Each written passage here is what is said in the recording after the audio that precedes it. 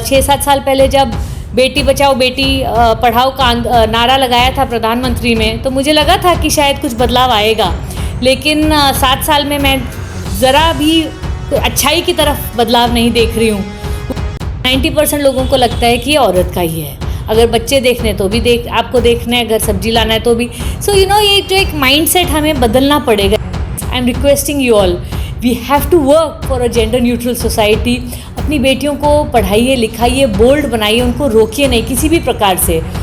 कोई रेपिस्ट होता है उसको अरेस्ट किया जाए, उस पर सख्त से सख्त कार्रवाई की जाए, बहुत अच्छा फोरेंसिक इन्वेस्टिगेशन इकट्ठा किया जाए।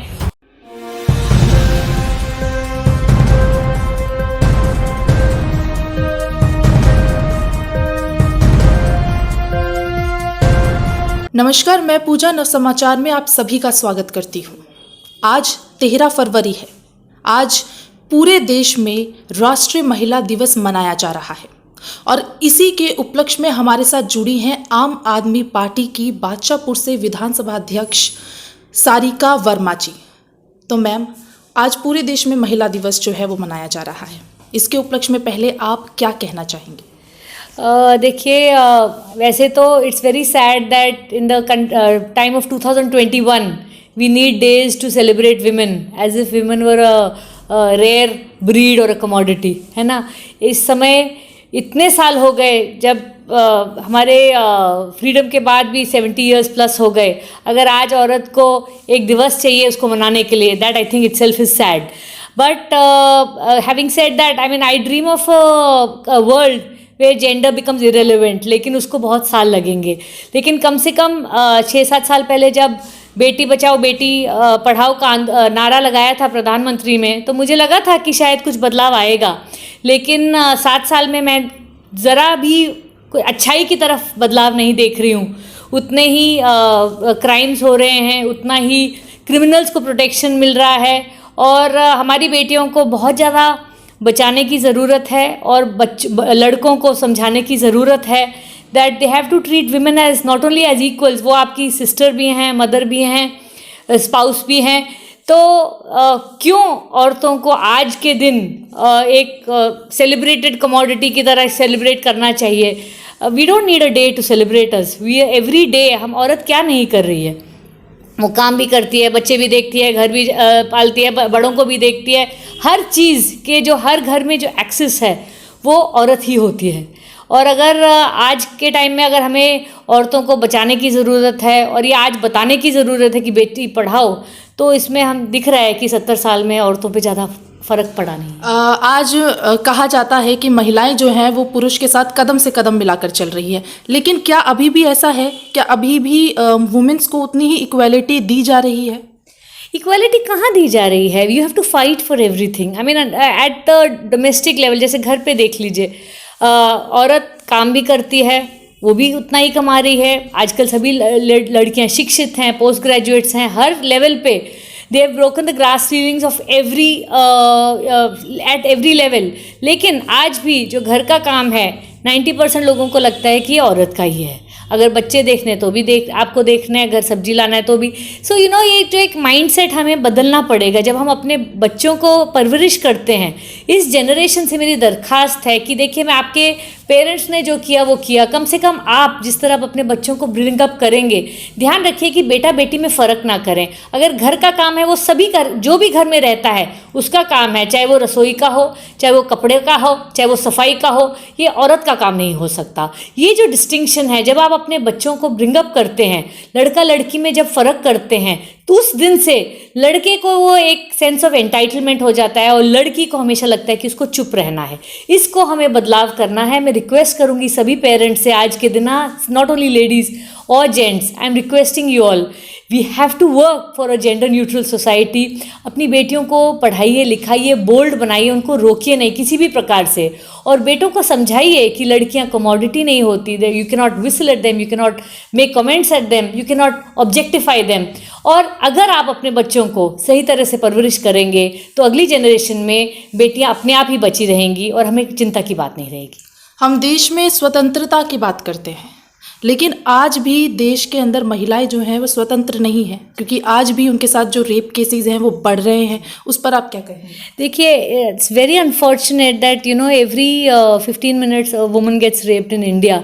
एंड इस समय जब आपको पता है लॉकडाउन के दौरान जब सभी लोग घर पे थे, कुछ चीफ मिनिस्टर्स को मीडिया के द्वारा आदमियों को रिक्वेस्ट करना पड़ा कि भाई प्लीज़ अपनी वाइफ्स को काम मत बढ़वाओ, आप काम उनका हाथ बटाओ। इसी तरह डोमेस्टिक वायलेंस जो है लॉकडाउन के दौरान बहुत ज़्यादा 300% इंक्रीज़ हुआ है। अगर मैं रिक्वेस्ट करूंगी सभी सरकारों से कि आप रेप के नंबर्स कम कराने की कोशिश मत करिए, क्योंकि जब आप आर्टिफिशियली नंबर्स कम कराने की कोशिश करते हैं तो रिपोर्टिंग कम हो जाती है, केसेस को दबाया जाता है, एफआईआर फाइल नहीं की जाती। उससे अच्छा है कि आप रिक्वेस्ट करिए पुलिस को कि जितने मर्जी केस हों आप उनको सुलझाओ, उनको इन्वेस्टिगेट करो, उन पे किसी भी प्रकार की रोक ना लगाओ, नंबर्स में मत जाइए। ऐसा होना चाहिए कि हर औरत को इंसाफ मिलना चाहिए। अगर कोई रेपिस्ट होता है उसको अरेस्ट किया जाए, उस पर सख्त से सख्त कार्रवाई की जाए, बहुत अच्छा फोरेंसिक इन्वेस्टिगेशन इकट्ठा किया जाए और the investigation must not change depending on who is the accused. अगर अक्यूज्ड कोई बहुत पावरफुल है तो उनके साथ एविडेंस को घुमा दिया जाता है, केस को रफा दफा कर दिया जाता है। हाथरस जैसे एपिसोड इंडिया की हिस्ट्री में दोबारा ना हो, ये मेरी रिक्वेस्ट रहेगी। अगर महिलाओं के लिए आपको कोई कदम उठाना हो तो आप क्या कदम उठाना चाहेंगे उनकी सुरक्षा के लिए, या आप उन्हें क्या मैसेज देना चाहेंगे? देखिए, महिलाओं की सुरक्षा के लिए आपको लाइक दिल्ली गवर्नमेंट ने बहुत सारे स्टेप्स किए हैं, जैसे स्ट्रीट लाइटिंग, हर स्ट्रीट में हर गली में लाइटिंग अच्छी कर दी गई है। कोशिश ये है कि हर गली में सीसीटीवी हो। इससे क्या होता है, सबको पता है कि कानून की नज़र आपके ऊपर है। अगर आप छेड़खानी करेंगे, किसी को पकड़ेंगे, छेड़ेंगे, मारेंगे तो वो रिकॉर्ड में आ जाएगा और आपके साथ जल्द से जल्द कार्रवाई हो सकती है। तो ये जो छोटी छोटी चीज़ें एंड जैसे मेट्रो से लेके अगर आपको रिक्शास प्रोवाइड करें, ई रिक्शास हैं, इन सब में कैमरास होने चाहिए ताकि लड़की जो है अपने घर सुरक्षित पहुंच सके और ज़्यादा से ज़्यादा लड़कियां बाहर निकलें, अपनी पढ़ाई का फ़ायदा उठाएं। देश तभी तरक्की कर सकता है अगर हर लेडी जो है, अपनी पढ़ी लिखी लेडी अपनी इकोनॉमिक वैल्यू दिखा सके। This country will never become super power, economic super power if the women are not working. अगर औरतों को क्या होता है, ज़्यादातर लेडीज़ क्या होता है 30 साल की उम्र तक बहुत अच्छा काम करती हैं, फिर फैमिली होती है, बच्चे होते हैं, वो अपनी नौकरी छोड़ देती हैं।